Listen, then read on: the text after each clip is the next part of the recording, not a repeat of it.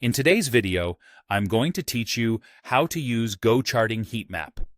We'll walk through turning the open interest data into a clear, color-coded heat map, so you can quickly see where participation is building or fading in your market.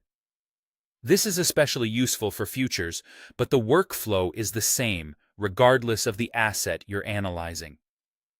Start by opening the chart for the instrument you want to study.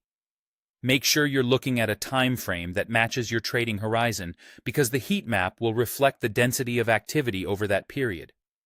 With the chart visible, move to the top toolbar and click the Indicators button. In the search field that appears, type Open Interest. When you see the Open Interest indicator, select it to add it to your chart. You should now see the indicator line or panel appear, confirming it's loaded and ready to customize. Next, open the indicator settings and go to the Options section. Here, enable Show Heat Map. This converts the standard open interest visualization into a heat map, mapping values to a color scale so you can instantly spot clusters and shifts. Click Apply to confirm the change.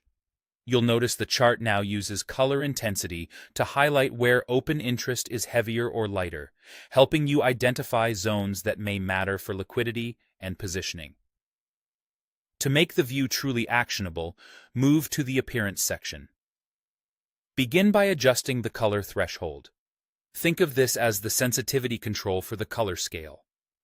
A lower threshold spreads the color range across more subtle changes, making smaller fluctuations visible. A higher threshold compresses the colors toward larger moves, filtering out noise and emphasizing only the strongest areas. Choose a level that suits the typical activity of your asset so the map isn't either washed out or overly saturated. Then, refine the offset value. Offset shifts the baseline at which the heat map treats a value as neutral versus noteworthy. If your colors look too intense across the board, increase the offset slightly to recenter the spectrum. If everything appears flat and uninformative, decrease it to pull more variation into view. Small, incremental changes work best, and it helps to pause for a moment after each tweak to assess how price, volume, and open interest now line up visually. That's it.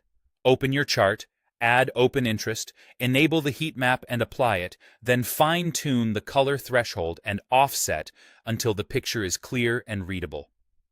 With that setup, you'll be able to spot where interest is building, where it's thinning, and how those shifts align with your key levels and market structure.